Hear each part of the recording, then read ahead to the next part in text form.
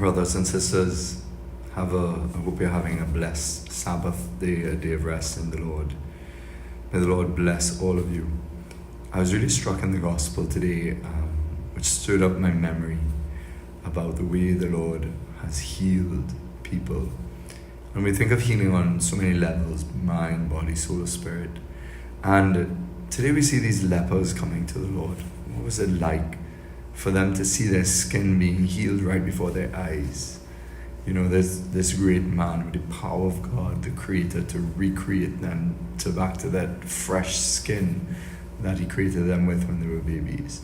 You know, the Lord healing these lepers. When we did the 33-day journey to Eucharistic Glory using Matthew Kelly's book last year here in Trinidad, and some of you in Ireland, other places in the States followed us as we did this 33-day journey. When I went to a parish here in Trinidad run by the Carmelites, and I was at St. Michael's, there was a man that came up to me, and I'll always forget his story, and he talked about himself suffering with a very painful condition of psoriasis or eczema, and his skin used to bleed, so much so that he said he felt like a leper, and it was so painful. And this was, like such an issue for him for many years.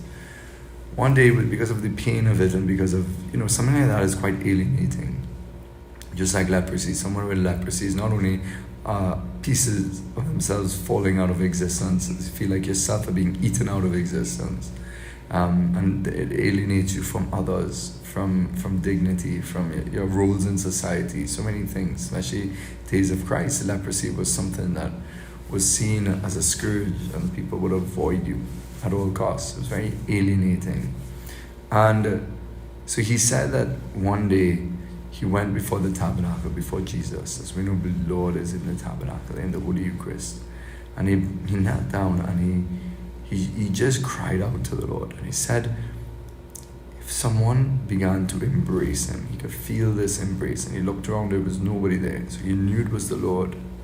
And he told me as those days went on, he became totally healed. His skin became healed. And that's an amazing, beautiful story of the Lord reaching out after someone has cried from their heart.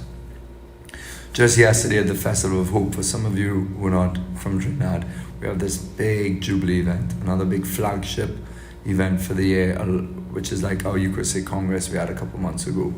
And we have an amazing prayer space with the big monstrance from the Eucharistic Congress. And we have so many booths, and it's amazing. So if any of you have not been down there yet, please get down there today. You can pop in anytime. And but just to say, a woman came up to me yesterday at this Jubilee event, the Festival of Hope, and she was just telling me about a Eucharistic service we had in Tortuga, in this church, in this beautiful church of Our Lady of Montserrat here in Trinidad. And she said when she came around and there was the veil, the humal veil, she wanted to be like the woman in the gospel who touched the hem of Christ. And so there's this kind of more up-and-coming tradition building in the church throughout the world of Eucharistic healing processions, and people reaching out to touch the humal veil of the Lord when the priest passed. And she said when she passed that, she felt this power. And she said that she was suffering with spondylosis, which is a disease that I don't quite fully understand myself, but causes a lot of pain in body with muscles and bones. And she said her fingers were like crumpled, and she couldn't do this. She could no longer make bread. She was suffering with a lot of pain. And she said, Father, when I touched that, I was totally healed. She showed me her fingers like this now. She said, I can make bread again. She said, I have just been totally healed, and I just wanted to come and let you know about the power of the Lord. And that was just so amazing. All her pain left her. And what a powerful miracle. We know in the gospel today that the Lord healed the leper.